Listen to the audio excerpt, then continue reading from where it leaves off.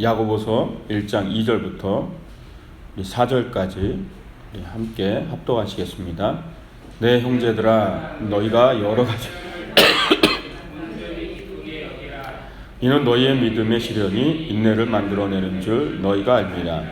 인내를 온전히 이루라. 이는 너희로 온전하고 구비하여 조금도 부족함이 없게 하려 함이라. 아멘. 따라하시기 바랍니다. 던져진 시험과 믿음의 승부. 오늘 말씀의 제목이에요. 신앙생활을 하다 보면 시험이라는 게 없을 수가 없어요. 고난이라는 게 없을 수 없고요. 삶 속에 시련이라는 것은 항상 우리에게 있어요. 근데 그것을 어떻게 받아들이느냐에 따라 그 삶의 태도죠. 시련을 이길 힘이 어디에 있는가를 알게 되고요. 어떻게 승부를 해야 될지를 알아야 그 싸움에서 이길 수 있다는 거예요. 근데 많은 사람들은 시험이나 시련, 고난이 왔을 때 그냥 무방비 상태로 그거를 버티는 경우가 많아요.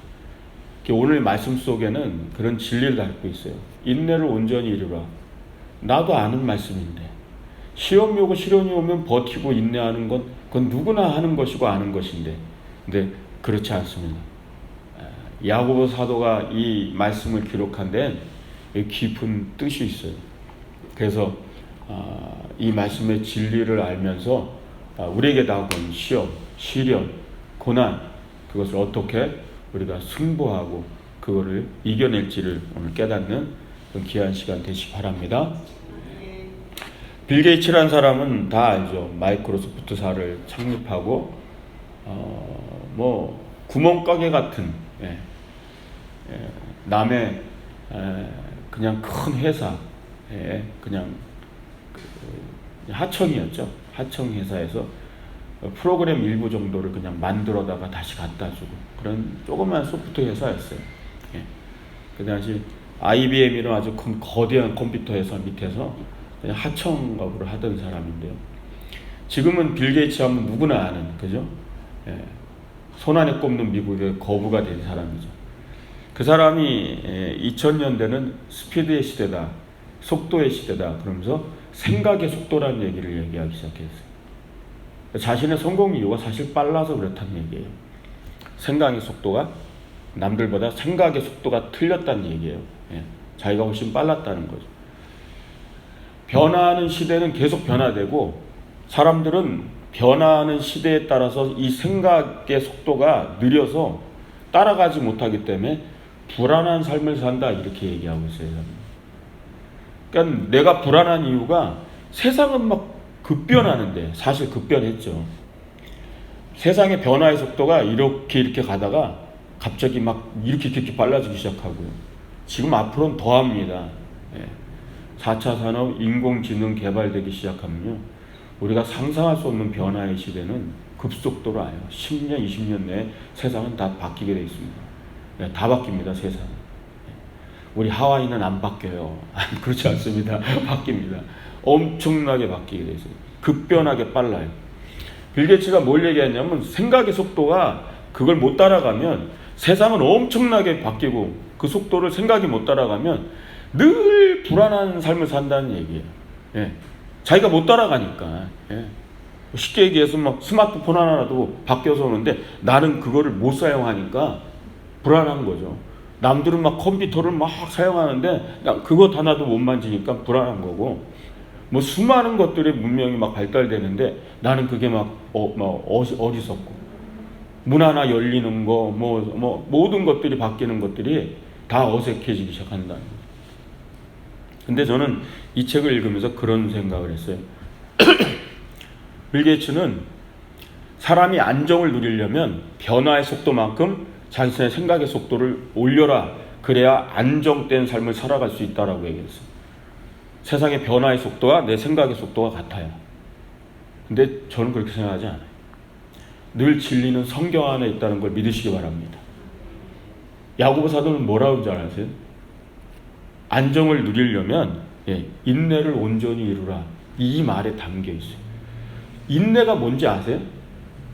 여러분, 사람들은 인내 그러면 그냥 내가 상황을 견디고 막 참는 것, 또 견디고 언젠가는 이게 바뀌겠지, 언젠가는 극복되겠지 하고 견디는 거예요. 그거는 아무 생각도 따라가지 않고 있는 거예요. 환경이 바뀌겠지 하고 그냥 버티고 있는 거예요. 야고보 사도가 얘기하는 인내는 그게 아니에요. 야고보 사도가 말하는 인내는 뭐냐면요, 우리의 생각의 속도를요 주님께 맞추는 건 줄 믿으시기 바랍니다. 예, 그게 인내예요. 인내는 아무것도 안 하고 가만히 있는 게 아니라 나의 생각의 속도를 주님께 맞추는 거예요. 아무것도 안 하고 있으면 안 돼요.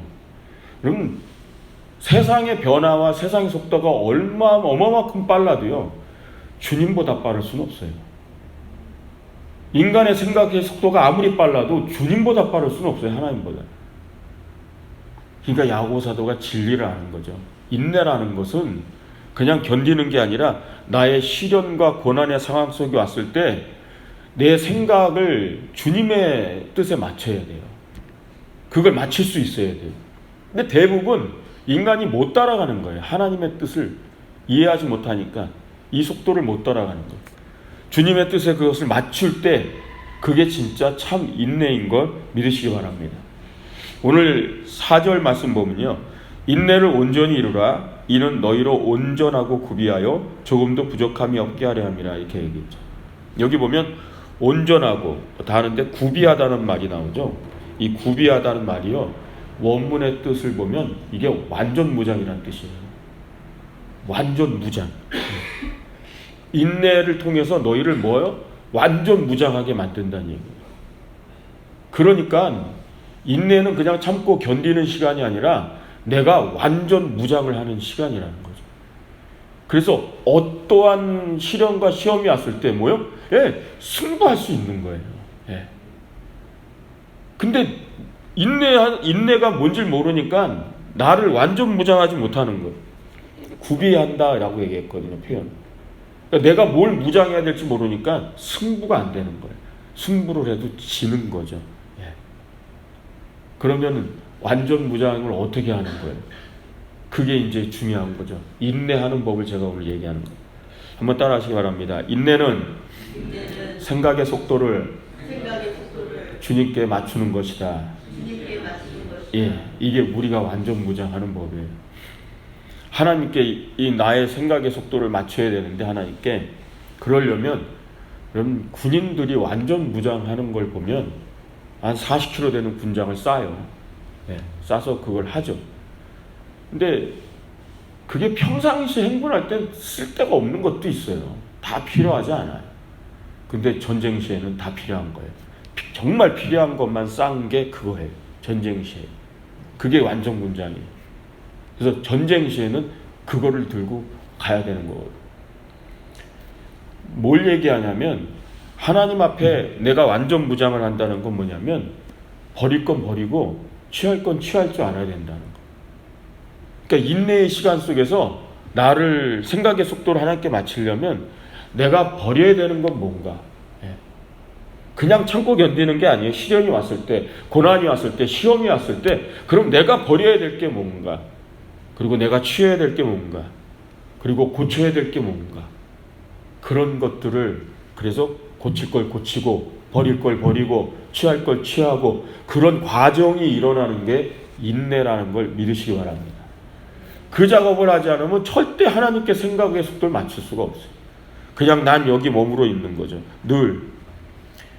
어려운 얘기가 아니에요.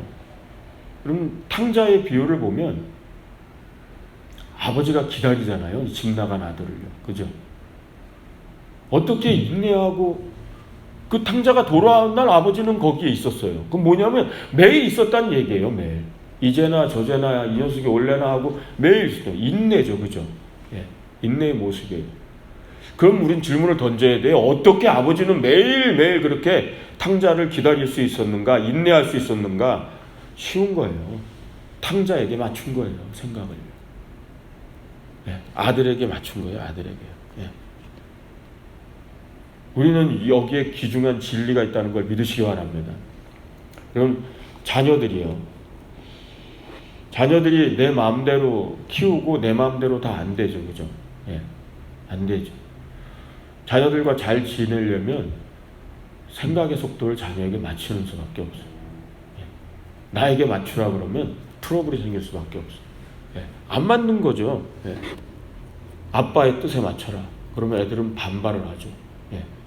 결국 뭐요? 내가 맞춰야 되는 거예요. 주님이 이걸 농부의 비유로 얘기했어요. 농부의. 야고보서 5장 7절에 야고보가 이걸 농부의 비유로 인내를 얘기합니다.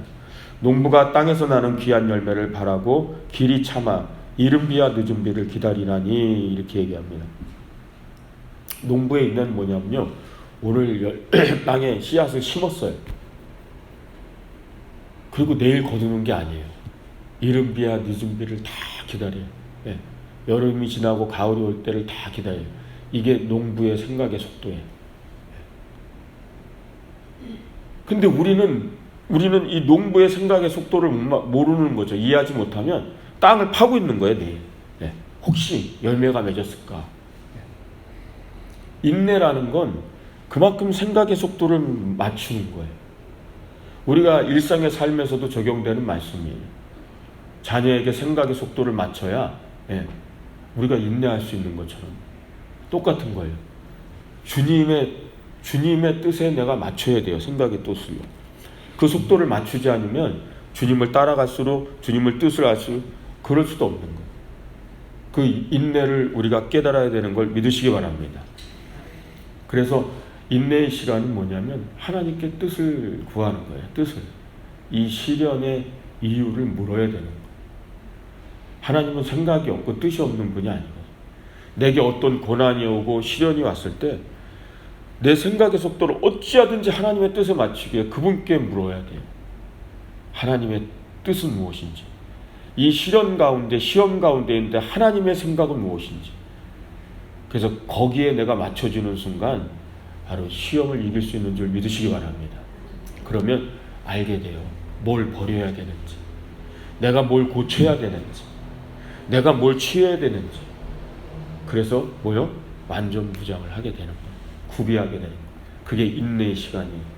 그래야 승부를 던질 수 있는 거예요. 시험과 싸울, 시련과 싸울. 그냥 견디는 것은 이길 수 있는 것이 아니에요. 오늘 말씀 뜻을 통해서 생각의 속도를 주님께 맞추는 훈련을 하시길 주의 이름으로 축원드립니다. 예.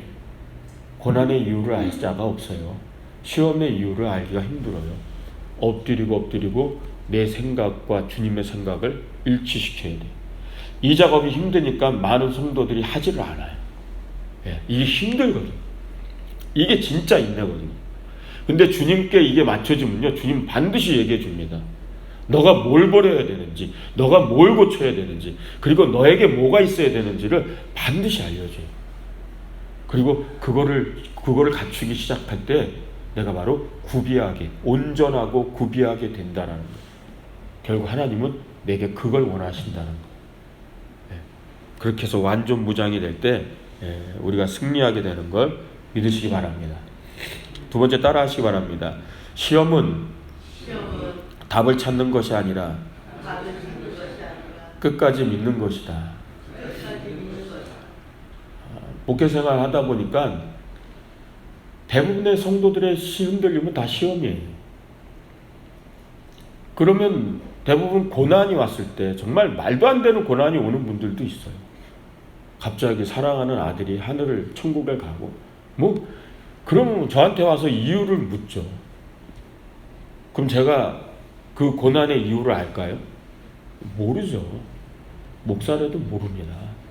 아는 척해서도 안 되고요. 알 수가 없어요. 그보다도 막 더 여러 가지 상황들의 일들이 일어나요. 그런 성도님들을 만날 때 고난의 이유를 주의 종에게 찾아와서 많이 물어요. 근데 저는 대답을 하나도 할 수 없어요. 모르니까요, 저도. 그래서 엎드리기 시작하는 거죠. 저 또한 알지 못하는 시험과 고난의 이유에 대해서 목회는 해야 되고, 그럼 성도들이 겪는, 또 나 또한 겪는 시련과 시험에 대해서 하나님, 저는 어떤 답을 찾아야 되는가. 그래서 시험에 대한 답을 알려달라는 기도를 한동안 엎드린 적이 있어요. 답을 알아야 성도들을 인도할 거 아십니까? 답을. 주님이 중요한 것을 가르쳐 주기 시작했어요. 그게 뭐냐면 한번 따라 하시기 바랍니다. 내가 믿는 것, 내가 아는 것, 이게 다르다라는 걸 가르쳐 주셨어요. 아는 것과 믿는 것이 다르다는 것. 예를 들면 그럼 은행에다가 돈을 넣으면 안전하다는 걸 우리가 알아요. 그죠? 그죠? 주식에 투자하면 돈을 벌 수 있다는 것도 알아요. 근데 잘못하면 폭삭 망할 수도 있다는 것도 알아요. 쓰나미가 오든지 뭐 해일이 온다든가 무슨 큰 자연재해 하나도 주식이 폭락될 수 있잖아요. 그죠? 뭐요? 우리가 아는 거예요. 아는 거. 그래서 우리는 최대한 은행이 그래도 안전하다. 근데 은행도 못 믿는 사람들은 어떡하죠? 예, 장판 밑에 깝니다. 예. 땅 파고 막 묻어요. 예. 여기가 더 안전하다. 예. 근데 대부분의 사람들은 은행이 안전하다고 믿죠. 그죠? 그래서 여러분들이 은행에다 돈을 맡겨요, 안 맡겨요? 맡기잖아요. 그리고 막 은행이 없어지면 어떡하지 하고 매일 불안해하는 사람 있어요? 없죠. 왜 그럴까요? 이게 아는 것과 믿는 것이 다르다는 것. 은행에다 돈을 넣으면 안전하다는 걸 아는 거예요. 그런데 진짜 은행에다 돈을 넣고 그게 불안하지 않으면 그건 믿는 거예요. 근데 많은 사람들은 아는 것과 믿는 것을 혼동하는 거예요. 내가 마치 아는 것을 믿는 것으로 착각하고 있다는 거죠. 하나님의 말씀들, 수많은 말씀도 여러분들 알잖아요. 그죠? 그동안 엄청 많이 들으셨고 예배도 엄청 많이 들으셨고 그죠? 사단께 3년이면 풍어를 읊는다 그랬는데 교회 학교 때부터 들었던 말씀이 얼마나 많고 아는 게 얼마나 많아요. 착각을 합니다. 그래서 내가 그 아는 말씀을 다 믿고 있다고 착각을 하고 있어요. 그게 우리가 시험을 못 푸는 이유 중에 하나예요. 시련이 왔을 때 정말 답을 찾지 못하는 이유에 있는 거예요. 많은 성도들이 보니까 아는 것에서 멈추는 거였어요. 그럼 아는 것에서 멈추더라는 거예요.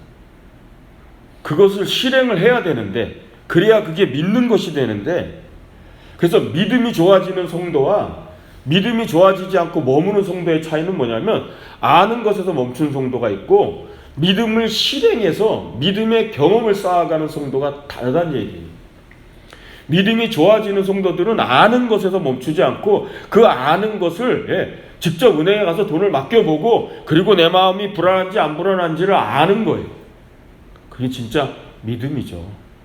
우리가 하나님한테 그 수많은 말씀들, 그 수많은 것들을 얼마만큼 행함이 있었냐는 거죠.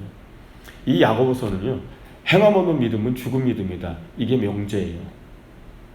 실천하지 않는 믿음은 죽은 믿음이다. 그건 믿음도 아니다라는 거예요. 그 본질 안에서 1장부터 모든 장이 써져 내려가고 있는 거예요. 결국 우리는 뭐예요? 아는 것과 믿는 것을 뭐요? 일치시키는 일을 이제 해야 된다는 거죠. 하나가 되게. 내가 아는 만큼 뭐요? 믿는 것이 되게 하는 거죠. 내가 하나님 말씀 아는 만큼 그걸 내가 믿는 것이 되게 하라는 거죠. 내가 하나님을 아는 만큼 하나님을 또 믿는 것이 되라는 거예요. 전능하신 하나님을 알아요. 근데 전능하신 하나님을 믿지는 못해요. 하나님이 복 주시는 것을 알아요. 근데 복 주신 하나님을 믿지는 못해요. 시험이 왔을 때 왜 답을 못 푸느냐? 아는 것만 가지고 있으니까 시험에 흔들리는 거예요. 믿는 것이 너무 없어서 흔들리기 시작하는 거예요. 에베소서 4장 13절에 이런 말씀이 있어요. 우리가 다 하나님의 아들을 믿는 것과 아는 일에 하나가 되어 믿는 것과 아는 일에 하나가 되어 온전한 사람을 이루어 그리스도의 장성한 분량이 충만한 데까지 이르리니. 에베소서에 분명히 얘기하고 있어요. 사도 바울이. 아는 것과 믿는 것을 하나 되게 하라. 그것이 장성한다. 성장하는 길이라는 거예요. 그리스도께서 원하는 성장하는 것입니다. 시험에 왜 답을 못 찾느냐? 제가 그랬잖아요. 처음 물었잖아요. 하나님께. 시험이 왔어요. 모르겠어요. 기도를 해도. 왜 저렇게 신앙 좋은 지역장님의 아들을 데려가시냐? 답을 가르쳐달라고. 아는 것에서 답을 찾으려니까 답이 나올 수가 없는 거죠. 내가 알고 있는 지식, 경험, 모든 것을 통틀어도 20년 넘게 사역을 했다 하더라도 답은 내가 아는 것에서 찾을 수가 없어요. 그럼 답을 어디서 찾아야 돼요? 네, 믿는 것에서 찾아야 되는 거죠. 그걸 가르쳐 주신 거예요. 너희가 시험을 이기지 못하는 이유가 거기 있다라는 거예요. 많은 사람들이 시험이 오면 내가 아는 것에서 답을 찾으려고 해요. 그런데 시험이 오면 믿는 것에서 답이 나오는 거예요. 그게 다니엘서를 보면 알아요. 다니엘은요, 믿음의 교본과 같은 사람이에요. 딴 데서 찾을 게 없어요. 정말 영성의 스탠다드를 찾으라 그러면 다니엘을 찾으면 돼요. 그래서 애들 이름을 다니엘로 많이 적고 목회자들도 다니엘을 많이 쓰는 이유가 그래서 다니엘입니다. 다니엘 6장에 가면 다니엘에게 시험이 와요. 다니엘은 포로로 끌려왔어요. 남의 나라에서. 예루살렘을 향하여 창을 열고 나라를 위해 늘 기도하는 사람. 늘 하루에 3번씩 정해진 시간에 늘 기도하는 거예요. 나라 회복을. 근데 그때 당시 전 나라를 바벨론이 다스리는데 120개의 방백을 세웠어요. 어마어마하게 큰 거죠. 그 다수들이 점령한 나라들을 120명의 방백을 세워가지고 치리하게 하고, 그 다음에 3명의 총독을 세워가지고 그 120방백을 또 관리하게 하고, 어마어마하죠. 근데 그 중에 수석 총리를 다니엘 세운 거예요. 2인자예요. 왕 다음으로요. 그러니 어떻겠어요? 그 정치가요. 어떻게든지 수석 총리인 다니엘을 흠잡아 끌어내려야 되죠. 나머지 이 총리들이 가만히 있겠냐고요. 어떻게든지 다니엘 끌어내리고 내가 수석 총리 되려고. 그래서 흠을 잡으려다 계략을 세운 게 뭐예요?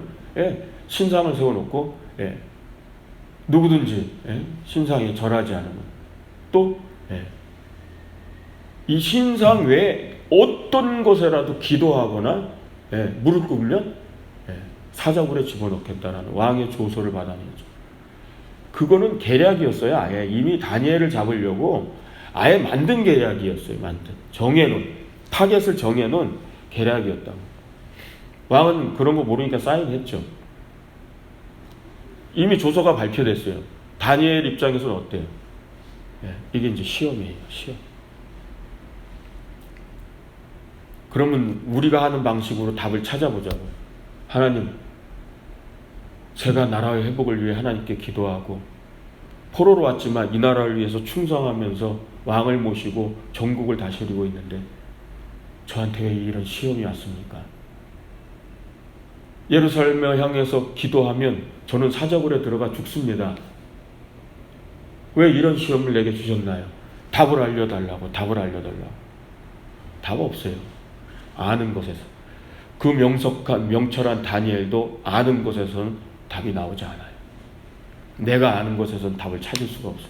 왜 이런 시련이 왔는지, 왜 이런 시험이 왔는지. 다니엘이 어떻게 해요? 사자굴에 들어갈 줄도 알면서 창을 열고 기도합니다. 보라, 내가 기도하는 모습을. 고발당할 걸 알고 창을 열고 기도하는 거예요. 하나님을 향해. 절대 그 신상에 누구의 어떤 신 앞에도 무릎 꿇으면 안 되는데 전능하신 하나님을 외치면서 기도하는 거예요. 그것도 나라의 회복을 위해서. 예루살렘을 향해. 그리고 사자굴에 들어가죠. 여러분, 다니엘은 답을 뭘로 찾은 것 같아요? 믿음에서 답을 찾는 거예요. 믿음에서. 우리가 신앙생활하면서 시험에서 답을 못 찾는 이유가 아는 것에서 찾으려고 그러는 거예요. 승부요. 아는 것으로 하는 게 아니라는 거죠. 왜 던져진 시험 과제가 믿음의 승부라고 제목을 적게요?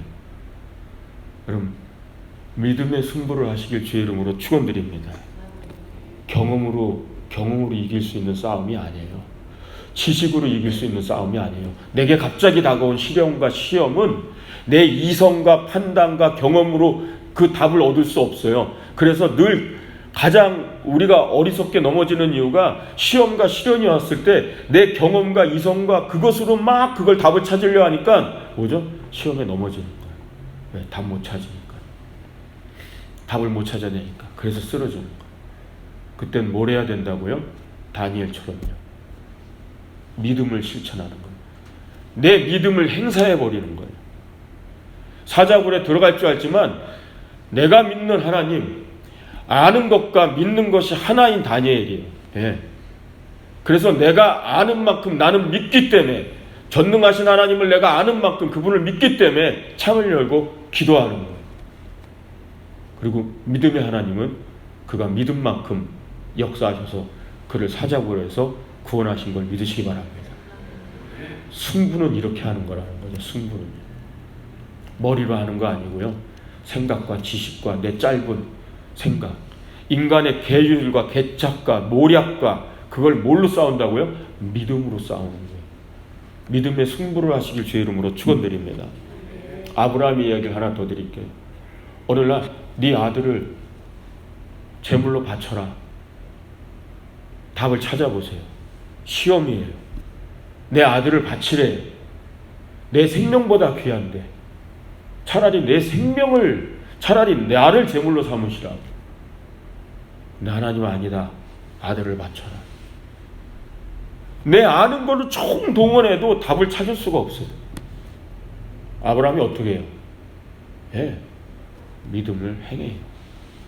아는 것과 믿는 것을 하나.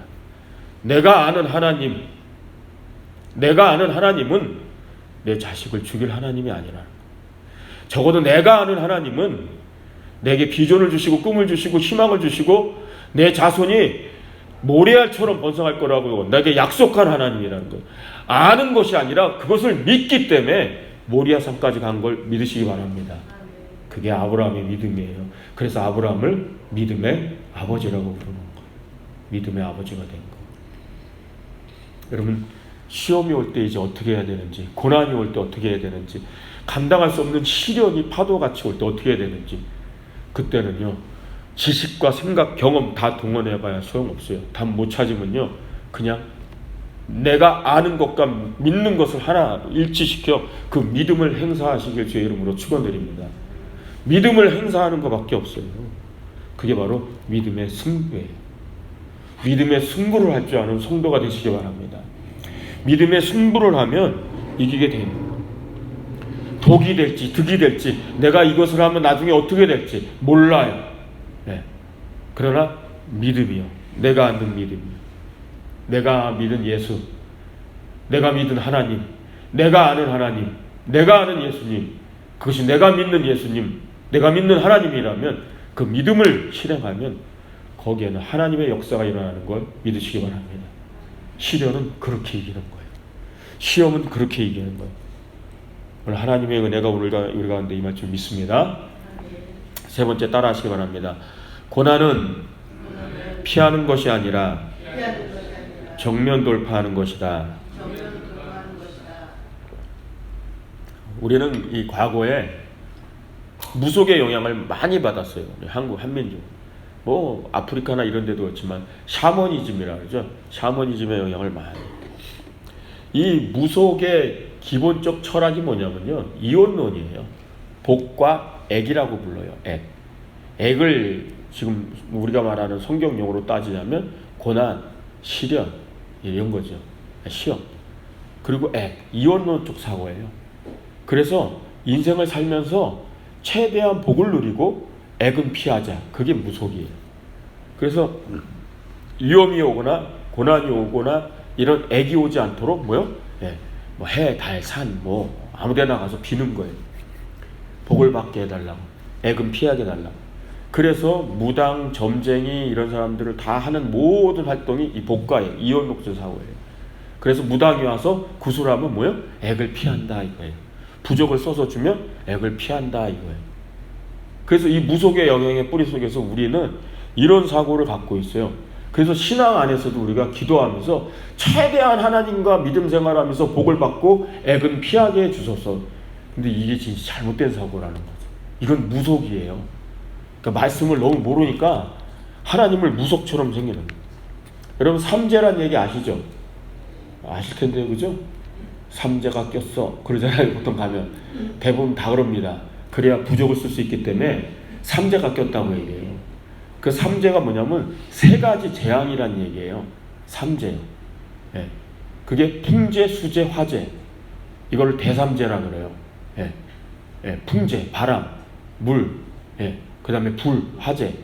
그래서 이 세 가지. 그래서 이번에 수재가 꼈다 그러면 너 물가에 가지 마라. 막 그러는 거예요. 굉장히 잘 알죠, 그죠? 예. 저는요 무당도 연구하는 사람이에요. 점쟁이도 연구하는 사람이에요. 예. 알아야 적을 알아야 부시니까. 예. 사람들이 하도 가니까. 소삼재는요 전쟁과 역병과 기근을 소삼재라고 그래요. 예. 원래 이 자연재해가 더 커요. 그래서 그게 대삼재예요. 전쟁과 역병과 기근은 인간 때문에 생기는 거니까. 예. 그걸 소삼재라 그래요. 그래서 그 삼재가 꼈다 그러면서 예. 근데 대부분의 점쟁이나 무당도요 저만큼 몰라서요. 예. 소삼재가 뭔지 몰라요 물어보면. 예. 그런 게 있었어? 삼재인데 그냥 내가 아는 건. 대삼재와 소삼재가 있어. 이 대삼재만 아는 거예요. 예.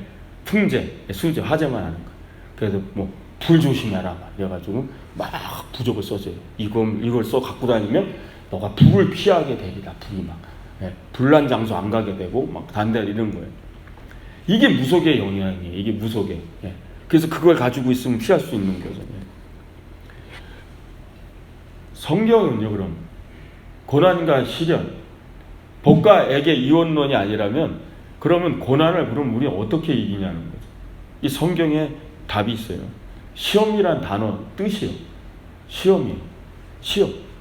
오늘 본문에 나오는 시험이라는 단어. 예. 이게 페이라조라는 말인데요. 이 뜻이 알면 기가 막힙니다.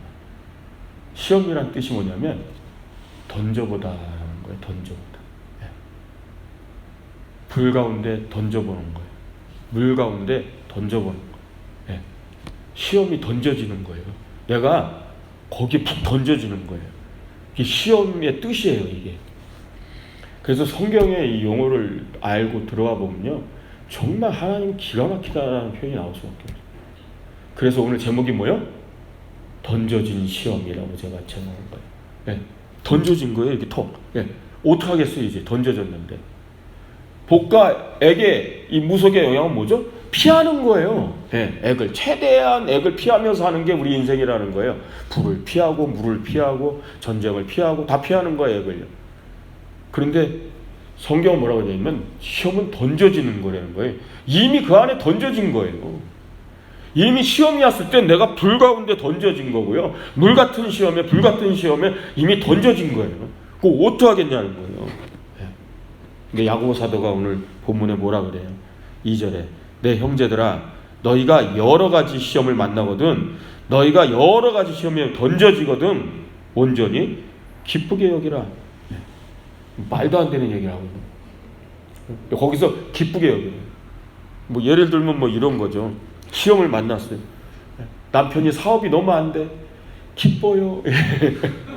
남편이 매일매일 사업이 안 돼서 기뻐요. 월급 봉투도 안 갖고 와서 너무 기뻐요. 애가 학교를 못 갔는데 진학이 안 되고 직장이 안 되고 너무 기뻐요.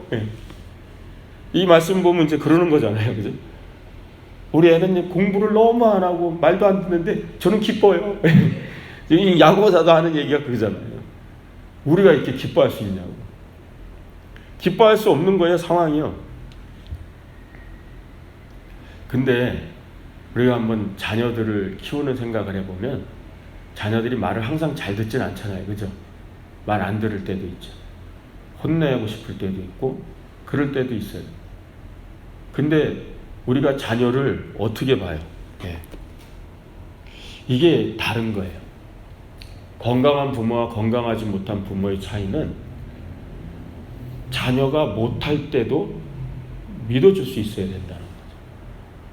아니 잘하는 자녀를 믿어주는 건 다 할 수 있잖아요. 다 하죠. 자녀가 공부도 열심히 하고 다 잘하고 뭐 다 잘하는데 그 자녀를 못 믿는 부모가 어디 있어요. 근데 자녀가 가끔 못할 때도 있고 안 될 때도 있죠. 그때도 믿어줘야 되는 거죠. 근데 어떻게 믿을 수 있어요? 자녀의 미래를 보기 때문이죠. 지금 우리 자녀가 지금 여기가 아니라 장성에서 먼 미래를 보기 때문에 지금 조금 못할 수도 있고 안 될 수도 있고 부족할 수도 있고 말을 안 들을 수도 있고, 그런데 뭐요? 믿는 거예요. 먼 미래를 보면서. 예, 믿음의 얘기를 제가 드리는 거예요. 야고보 사도가 온전히 기뻐하라는 말을 해석해 드리는 거예요.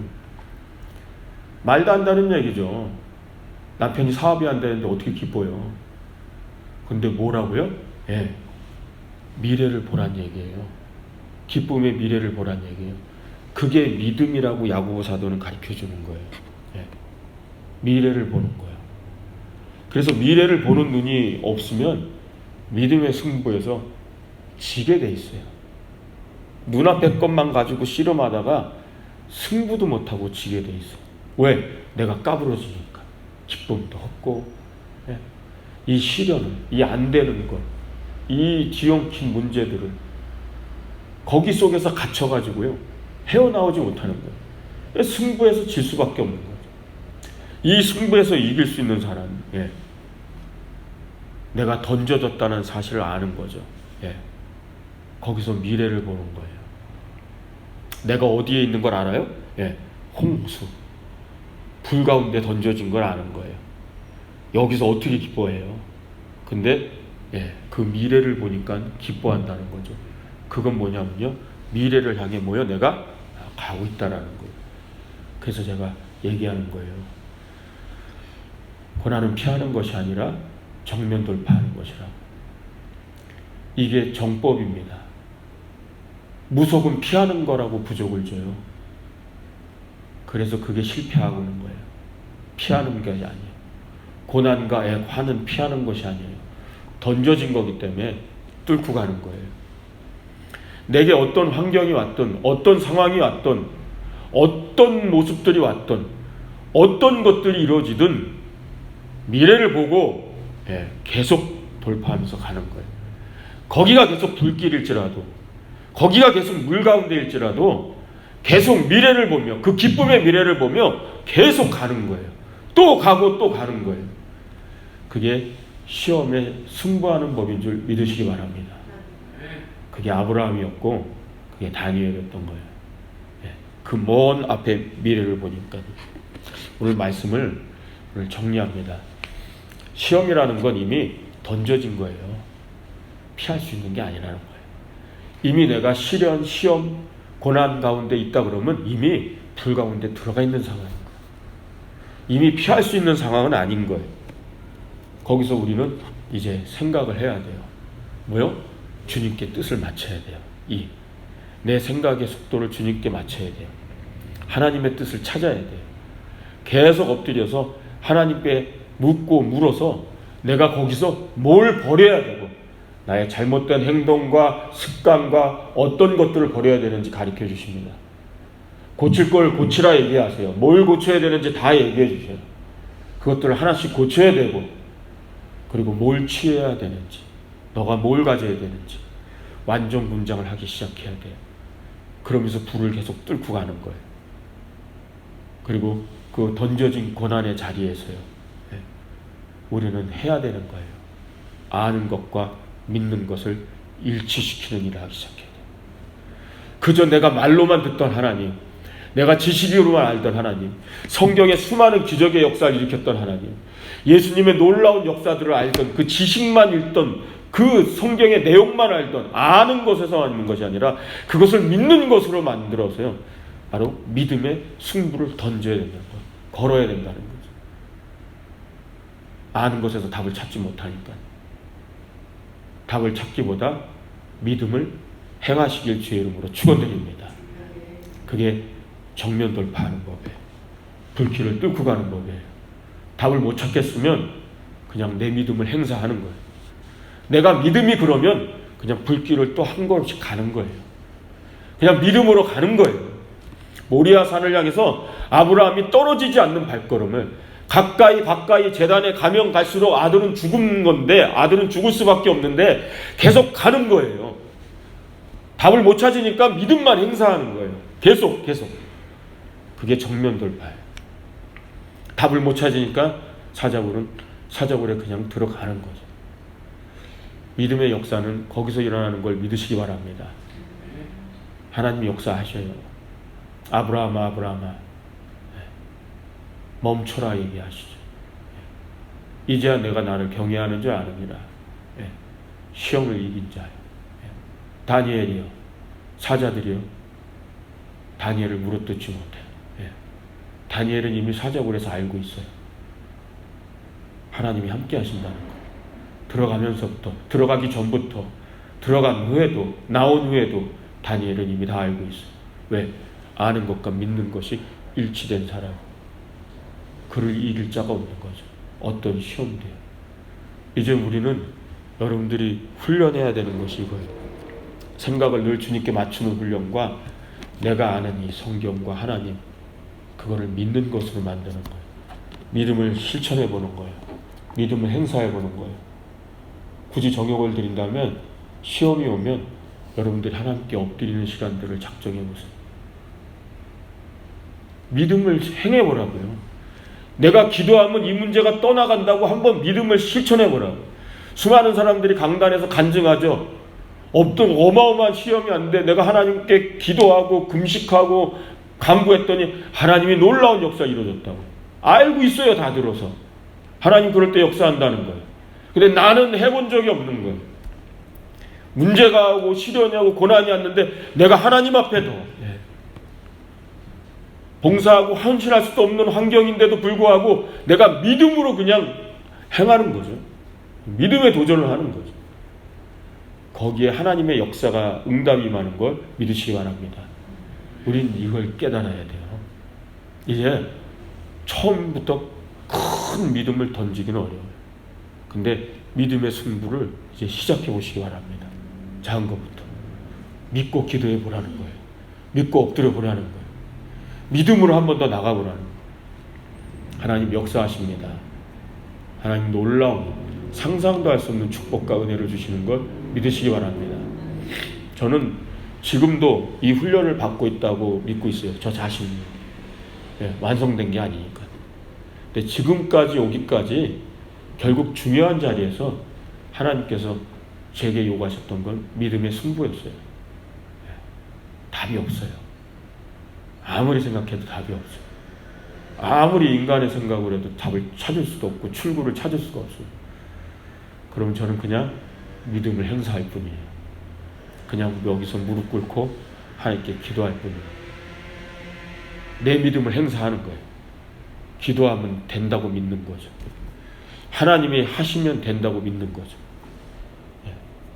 누가 볼 때는 어리석고 미련하죠. 그게 아브라함이에요. 아브라함처럼 미련하고 어리석은 사람이 어디 있습니까? 그런데 아브라함은 그 믿음으로 놀라운 역사 이런 걸 믿으시기 바랍니다. 올 한 해 2020년 여러분 아는 것과 믿는 것을 일치시키는 한번 믿음의 승부를 한번 경험해 보시기를 주의 이름으로 축원드립니다. 기도하겠습니다.